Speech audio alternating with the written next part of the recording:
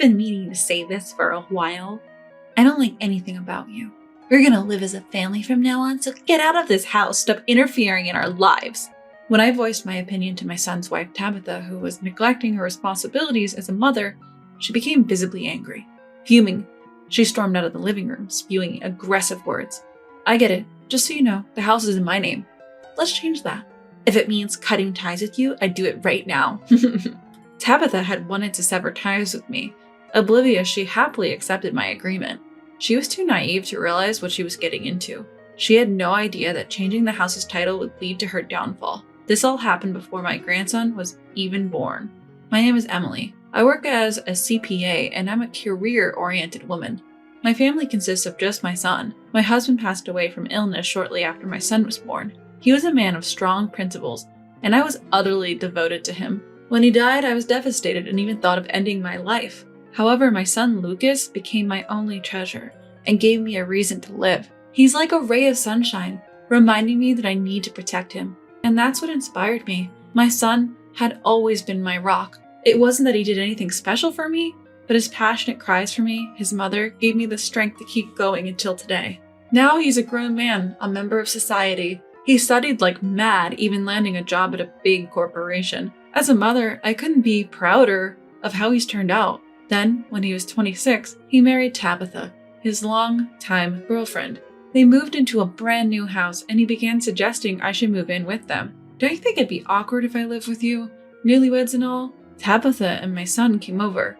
During our casual conversation, Tabitha answered my question. Actually, I was the one who asked Lucas. I really wanted to live with you. Tabitha, you're such a good person. Lucas is lucky to have you. Hey mom, don't overstep. Based on those heartfelt words from her, I was genuinely touched. Tabitha, a dependable person, is 6 years older than my son. As an older wife, her assertive no-nonsense demeanor really won me over, but she was also considerate and pleasant. I had no worries about moving in with them. It seemed like it would be a bright and enjoyable life, so we began our life together. Everything was smooth sailing initially. However, things took a sudden turn. Soon after moving in, Tabitha got pregnant. We were all thrilled. Citing health reasons, Tabitha quit her part-time job, and she decided to be a homemaker, supporting the household. My son continued to work hard, and I also contributed while working. And then finally our grandson was born. We all thought, now let's give it our all as family. But then, my son got unexpected news. His company was expanding globally, and he had to go overseas to support a new branch for a few years. The timing couldn't have been worse. My son was heartbroken. I want to stay here. I still want to be with my kid. Despite his lament, off he went overseas. So that left the three of us, Tabitha, my grandson, and me. When my colleagues asked me if I wasn't uneasy about staying alone with my daughter-in-law, I never had such thoughts. With a kind Tabitha and a cute grandson, we could manage. Or so I thought, content. Little did I know, I'd regret that relief. Tabitha had been severely sick during her pregnancy and hadn't been able to do any housework. Luckily, I lived with them and took over the chores, but perhaps that was a mistake. Even after our grandson was born, Tabitha didn't lift a finger around the house. Worse, she would often spend her days aimlessly, not even properly looking after our grandson. Finally, I had to confront her. Tabitha, you're a mother now. Do you have any sense of responsibility? On that particular day, Tabitha was about to leave the house, leaving our grandson with me again. I stopped her at the entrance and took her to the living room for a serious chat. Don't I always look after him while you're not around? Can I take a break sometimes? A break? You're out almost every night. I'm not a maid or a babysitter, you know. I get it. But hearing a baby cry all the time gets to you. Can't I have some freedom? I felt a surge of irritation at Tabitha's scoffing tone, but showing my emotions might only aggravate her more. This was a dangerous path. I couldn't even face my son, who trusted me with his home, if she decided to neglect her duties as a mother. Something had to change. Taking a deep breath, I calmed my emotions. Trying to sound reasonable, I carefully choose my words for Tabitha. Could you maybe go out a bit less often? I have a job too, you know. I can't afford to be out and about every day. I make my request as humbly as possible, attempting to find middle ground, but she just starts laughing at me. Don't act like your job is so draining. I'm the one who's tired from taking care of the child. You're living here because of me, so show some consideration. I later realized she never understood what my job as a CPA entailed. Although I'd explained it when she first joined the family, it seems she never really got it. Probably assumed it was some run-of-the-mill office gig. This conversation made it pretty clear she thought anyone could do my job. You should be thanking Lucas for even allowing you to live here, so please pull your weight a little. I don't have time to work. I raised an eyebrow at her comment as if she's the one bringing in the money. Our life is financed by my son, her husband. She probably thought otherwise. That was a big mistake. My son's income went straight into savings for our grandson, because I'd offered to support that. The day before going abroad, my son and I had a discussion. I'll cover your living expenses too, Mom. I declined my son's generous offer. Just living together was enough for me to be grateful. I'd handle all the costs, living expenses, mortgage, everything. I let him know that he should save his money for my grandson's future, but telling this to Tabitha might make her uncomfortable. So I had asked my son to keep this a secret. So in Tabitha's eyes, I was just a parasite, contributing nothing to the house and relying on my son. That's probably what she thought. As days went by, Tabitha's attitude became increasingly arrogant, and she started to look down on me more and more. Life went on like this, and by the time my grandson turned 3, I had entered my 50s and started to feel my body deteriorate. I was worried that if this lifestyle continued, I might hit my breaking point. Just when I was struggling with what to do, my son mentioned that his overseas assignment might be coming to an end soon. I'll be seeing you soon, so hang on, Dad's doing his best. My son would talk to his son daily with video calls. My grandson's development was slow at this point. He still struggled with speech. Despite that, he would lovingly express himself sometimes, uttering the word Papa or using gestures. Both my son and I were totally smitten with him. However, Tabitha seemed uninterested, always fiddling with her phone next to us. Talking about her issues with my son overseas was hard, so each day was filled with worries. Then, something happened. I got home late one day, too late to prepare dinner. I thought surely she'll take care of things just for today. As I parked my car, I could hear my grandson's crying from outside the house. I rushed inside to find the laundry undone. My grandson, still in his diaper, was scratching his bottom and crying for a change. Where was Tabitha? I looked around and spotted her lazily asleep on the living room sofa. I couldn't believe she'd sleep while our grandson was crying like that. In sharp contrast to my wailing grandson, Tabitha snored away, clearly deep in sleep. Stress and exhaustion from work had reached a breaking point, so I forcibly woke her up. Wake up! What are you doing? Stop yelling at me, you're too close. As I yanked the blanket off of her, Tabitha groaned and clicked her tongue. Stretching and yawning, she sat up lazily. Her lethargic demeanor really got under my skin, my own frustration reaching new heights. How could you sleep while the child is crying? I'm tired too, okay? Don't yell right after I wake up. I can hear you, you know. Tired? What are you tired from? You don't even do anything around the house. I'm taking care of the kid, aren't I? You don't know anything, so why are you acting like you're so great? Tabitha, clearly in a bad mood, glared at me and snapped her words. Feeling my clenched fist tighten even more with her attitude, I was about to retort. But then my grandson tugged at my pants, signaling that his diaper was uncomfortable. Snapping back to my senses, I decided to leave Tabitha be for now. I focused on changing my grandson's diaper. Sorry, buddy, I bet that felt itchy. I'll change you right away. My tone was night and day compared to how I spoke to Tabitha, soft and tender as I changed the diaper. Yet even after the diaper change, my grandson kept crying. Confused, I then remembered that Tabitha had been sleeping.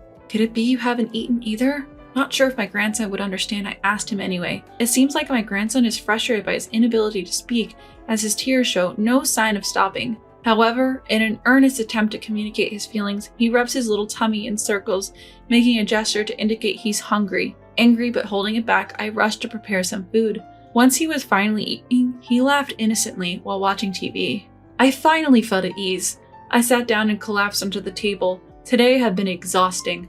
Why do I have to go through all this? It's all because she won't take care of the house or the kid. The forgotten anger surged back within me. To make matters worse, I heard Tabitha's voice coming from upstairs. Is this for dinner? There's no meat? She grimaced at the fish-centered meal and started complaining. Something snapped at me and I told her to sit down. We need to talk. Sit. Is this going to take long? I was about to go. Sit down now. I rarely raised my voice, but this time I yelled, causing Tabitha to flinch momentarily. Thankfully, my grandson was engrossed in TV and didn't notice. Tabitha reluctantly sat, complaining as she did, and I laid into her. I won't tell you to stop going out or to stay home all the time, but you've been exceedingly indifferent towards your child. Indifferent? That's a bit much. I'm not ignoring him. I was just tired and took a nap today. Being tired because you've been out at night, of course you'd be drained during the day. Why do I have to be lectured for just taking a small nap? Do you even realize the time? It's already 9 p.m. Sleeping is not an option right now. Well, it's done and there's nothing we can do about it. She had been quietly listening at first, but it was clear her patience was wearing thin. Her tone changed and she began to glare and argue back. Do you even feel like a mother? He is your son, you know. Enough, stop nagging. Seems like Tabitha had had enough. She stood up abruptly, grabbing my belongings. Shoving them into my arms, she yelled at me. You know, I've wanted to say this for a while. I can't stand you. From now on, we're living as a family without you. Get out of this house and stop meddling in our lives. With that, she slammed the living room door and stormed out. Startled by the noise, my grandson looked anxious. He glanced towards the door and mumbled, Mama? Perhaps feeling vulnerable without his mother, my grandson came up to me. He looked up as if asking where his mom had gone. My heart ached at the sight. I hugged him and broke down. How did things end up this way? Even without Lucas, I thought I could hold this household together. Now I'm supposed to leave my grandson in the hands of someone like her? What should I do? Overwhelmed by regret and heartache, I had no choice but to surrender myself to the tears that flowed from my uncontrollable anger and pain. My grandson must have sensed my distress. He looked up with concern and wiped my tears. Gwen, it's okay, he said in his childlike language, patting my head. His small gesture gave me some comfort, but my tears wouldn't stop. Still, what matters is that he lives a happy life. I can't entrust him to someone so unreliable. I have to protect him. Resolved, I decided to take action. The next day, I called into work and took a day off to have another talk with Tabitha. What now? If this is about yesterday, I've had enough. Just leave, okay? She was clearly reluctant to even speak with me. As soon as I arrived, she let out a heavy sigh and took her seat, immediately throwing provocative words my way. All right, as you wish, I'll leave, I said. So you finally realize you're the problem, huh? She must have been surprised that I accepted her words without any argument. For a moment, her eyes widened. That expression quickly faded, replaced by a mocking tone. But just so you know, I'll need to transfer the house's deed to you first, I continued. Fine by me. If that's what it takes to get rid of you, let's do it now. I had offered the change of the house's title as a condition for moving out. Tabitha, clueless as ever, happily agreed. Hearing her agreement, I couldn't help but smirk. She was too naive to realize. She had no idea that this change in ownership would be the start of her troubles. I took her along as we switched everything from the government paperwork, insurance, to the home loan, from my name to hers. Just as we finished all the name changes, my son came home right on cue. Lucas? Tabitha was stunned to see my son, and understandably so. I had told her he wouldn't be back for a while. It's been a long time, Tabitha. Why is Lucas here? What about the overseas office? Didn't I tell you? I was about to come back home soon. Actually, I had confided in my son the night before. He wasn't supposed to be back for a bit longer, but I was desperate, so I told him everything. I decided to stop pretending and be honest about what had been happening. To be truthful, I had given up on the idea that telling my son would make any difference. However, his boss at his new posting turned out to be a really good person. When I explained the situation at home, the boss immediately arranged everything for him to come back, from flights to logistics. So, while I bought time with the name changes, my son returned. We got to see each other before I completely left the house. Tabitha, you've done some terrible things to my mother and family. Just by seeing his face, she must have sensed it. He was furious. Tabitha was visibly shaking, and it was clear she was scared. What terrible things? I haven't done anything to your mother. Don't play dumb. I know everything. Even at this point, Tabitha tried to weasel her way out. Her futile resistance. As I had those thoughts, my son seemed to speak for me as he looked down at her with a big grin. Standing tall with his arms crossed, he exuded authority. The force he projected while looking down from his 6-foot height was overwhelmingly strong. Look, you've got it all wrong. Mother-in-law, you've never contributed financially, but you're always nagging. I've been stressed out with taking care of the kids and said things in the heat of the moment. I didn't mean anything by it. Tabitha tried to deflect the situation, even though she was visibly intimidated. My son must have really scared her. She kept talking, saying things that made me want to tell her that she should just stop for her own sake. By the time she was done, I was flabbergasted. Do you even realize how we've managed to make ends meet? You clearly have no idea. Upon hearing Tabitha's side, my son couldn't help but laugh as he continued to speak. Maybe he found her ignorance amusing, but he looked down on Tabitha, chuckling. Tabitha couldn't understand why she was being laughed at. Confused, she alternately looked at my son and me, trying to make sense of it all. Our living expenses come from my mom's income. What do you mean? I've been putting all my earnings in my mom's hands, saving up for our child. My son began to reveal how things had unfolded, and Tabitha, hearing it all for the first time, was visibly shaken. She probably had never considered that her entire lifestyle had been financially supported by me. She realized she'd made a huge mistake. It was as if her face said it all. Her emotions were completely transparent. Why do you think I had everything transferred to your name today? What? Tabitha looked perplexed by her husband's abrupt question, and from there, he continued to corner her. You thought you'd successfully push Mom out of the house, didn't you? Caught off guard, she couldn't find the words to respond, perhaps finding her silence amusing. My son approached her with a sinister grin. The person who tirelessly held this family together wouldn't just leave because of your petty annoyances. But then why? It was my idea. As Tabitha eagerly attempted to interrupt, my son cut her off. What did you say? Why would you even suggest such a thing? Because if we didn't include changing the title and the conditions for her leaving, you might not have gone along with it. Why did the title need to change? We could just live as a family of 3 after driving her out. Could she still believe my son is on her side? Both my son and I were shocked at Tabitha's statement. He couldn't help but burst into laughter. Come on, let's limit the jokes to your face. The idea of you, me, and her living together, absurd. But why would the title of the house also become mine? To divorce you, obviously. Saying that, he thrust the divorce papers at her. Startled, she nearly fell backward. Though she managed to steady herself, her face turned ghostly white as she looked at the divorce papers. You could clearly see her mind going blank. There's no way I could leave this child and my mother in your care. Continuing as a married couple is utterly impossible. Well, wait, this is totally unreasonable. Unreasonable? You're the one using that word? Reflect on what you've done to my mother. At the word unreasonable, my son's anger exploded. My son yelled at her, channeling all the anger he had ever felt. You were a mistake. I should have never trusted you with my mom and our kid. From now on, I'm the one who'll protect them. We're done as of today. But my savings belong to me. Perhaps realizing she couldn't push any further, Tabitha shifted her focus to the money. She began demanding my son's assets in the divorce settlement. I couldn't help but sigh at her audacity. I decided to explain why I had been covering their living expenses. Why do you think I've been paying for living expenses while Lucas saved his money? What? All the accounts under my grandson's name were set up by me. What are you talking about? I don't understand. Clearly, Tabitha was perplexed. In a divorce, child savings can sometimes be considered marital assets. I had accepted living expenses from my son and saved it as a gift for my grandson to prevent this. This way, even if you divorce, you won't get your hands on my grandson's savings or my son's savings.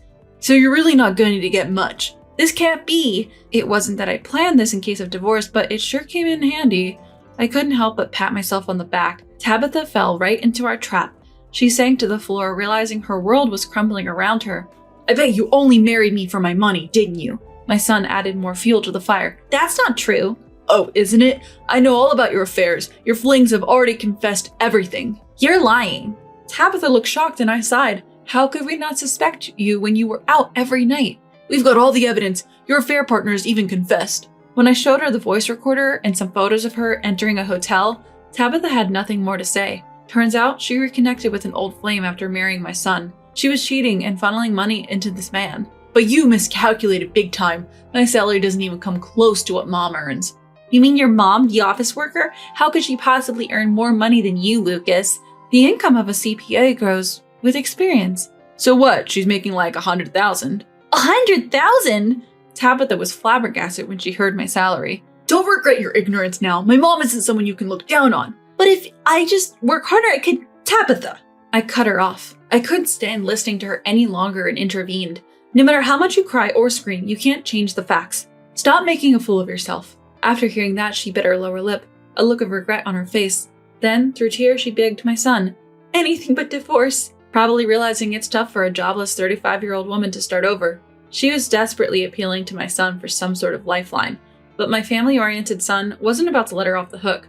You're gonna pay for this, he said. And he did just that. He filed for divorce, mediation against her unwillingness, and he made claims for emotional damages I had suffered, and even for child neglect concerning our grandson. Thanks to that, she found herself buried in debt. With a home loan still to pay, it seems she had no choice but to declare bankruptcy. I'm not sure what happened to her after that, but rumor has it she's scraping by on TANF. Time has passed, and now I'm 76 years old. I'm living with my son and grandson, and this spring, my grandson is getting married. I'm marrying a woman who's strong and kind, just like you, Grandma, he told me, his face breaking into a shy smile. Seeing my grown-up grandson, tears flowed down my cheeks as I wished for their continued happiness.